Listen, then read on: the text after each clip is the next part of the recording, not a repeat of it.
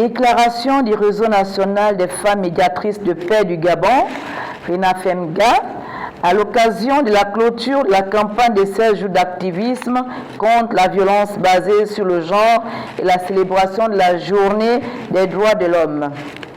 La campagne internationale des 16 jours d'activisme contre la violence basée sur le genre débute le 25 novembre 2024, journée internationale pour l'élimination de la violence à l'égard des femmes, et se termine le 10 décembre 2024, c'est-à-dire aujourd'hui. Journée des droits de l'homme, dont le thème cette année est « Nos droits, notre avenir, maintenant ». Pour souligner que la violence à l'égard des femmes est la violence des droits humains la plus répandue dans le monde en matière de genre, le Gabon a ratifié l'ensemble des conventions internationales relatives aux droits de l'homme, notamment la Déclaration universelle des droits de l'homme de 1948, la Convention sur l'élimination de toutes les formes de discrimination à l'égard des femmes, CEDEF, CEDEAO en 1983.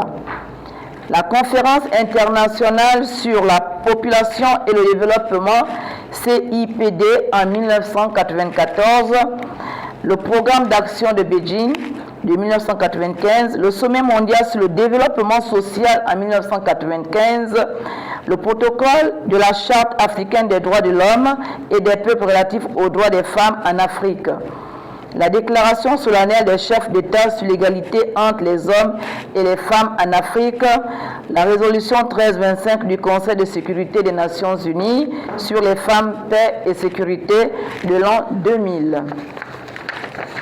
Le Gabon s'est également doté d'un plan d'action 2020-2023 sur la résolution 1325, dont l'un des objectifs est de mettre fin à toute violence basée sur le genre. Sur le plan national, la nouvelle Constitution, en son article 15, alinéa 2, garantit l'égal accès des hommes et des femmes aux mandats électoraux ainsi qu'aux responsabilités politiques professionnelles, éliminant ainsi toutes les formes de discrimination basées sur le genre. De plus, le pays dispose de plusieurs textes de loi relatifs aux violences basées sur le genre, à savoir la loi numéro 38/2008 du 29 janvier 2009 relative à la prévention et à la lutte contre les mutilations génitales féminines, la loi numéro 10/2016 du 5 septembre 2021 portant sur la lutte contre le harcèlement en milieu professionnel, la loi numéro 006/2021 du 6 septembre 2021 portant l'élimination des violences faites aux femmes. En dépit de la ratification de tous ces instruments et du cadre juridique national, force est de constater que le phénomène des violences à l'égard des femmes demeure un tabou et continue de se poser avec acuité du fait qu'elles sont pour la plupart d'origine familiale.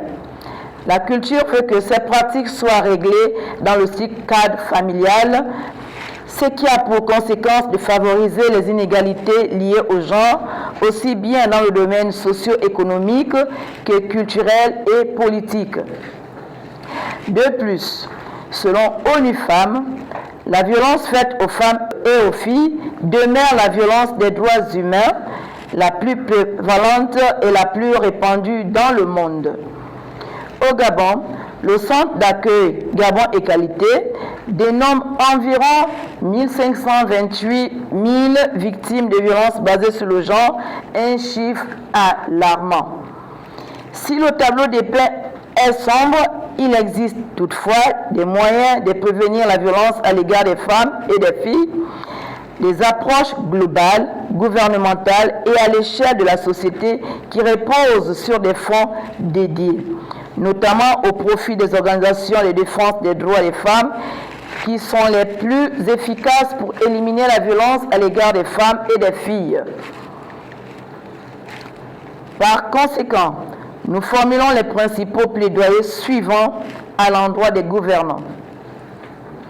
Mettre sur pied l'Observatoire des femmes, l'Observatoire des droits des femmes afin de veiller à la mise en œuvre des conventions internationales et régionales et celles des lois et des plans d'action nationaux. Ces plans d'action nationaux visant à prévenir la violence à l'égard des femmes et des filles et à y répondre avec des ressources adéquates. Prendre des mesures urgentes et formuler des politiques publiques idoines pour la mise en œuvre de cette disposition qui consacre le principe d'égalité en termes de droits et d'opportunités. Mettre en œuvre des actions d'accompagnement des femmes victimes de violences pour promouvoir leur autonomisation à travers la RSE.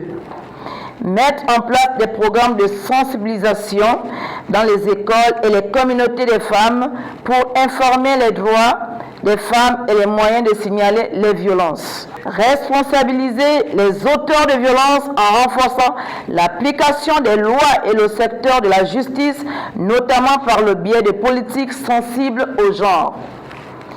Établir une collaboration permanente entre le gouvernement et les organisations de la société civile pour une réponse intégrée et efficace dans la lutte contre les violences faites aux femmes.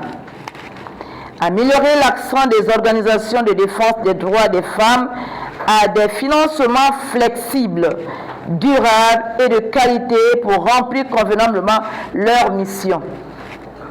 Renforcer le cadre juridique pour protéger les victimes et traduire les auteurs en justice. Développer les structures d'accueil et de prise en charge holistique dans toutes les provinces pour répondre aux besoins juridiques, médicaux, psychologiques et sociaux. Veiller à la stricte application de la parité dans les domaines politiques et dans toutes les sphères décisionnelles. Les 40% de quotas.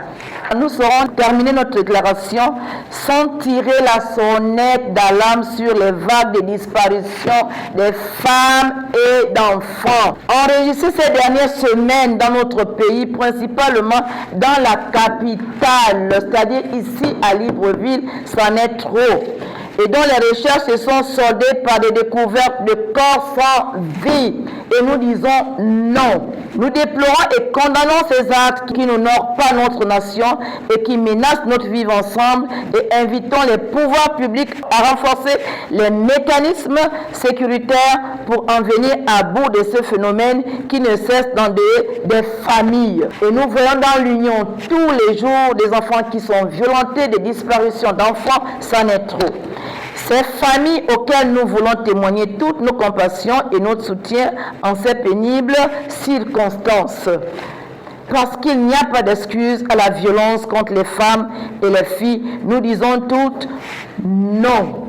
Nous disons tous non. Nous disons tous non aux violences basées sur le genre. Je vous remercie.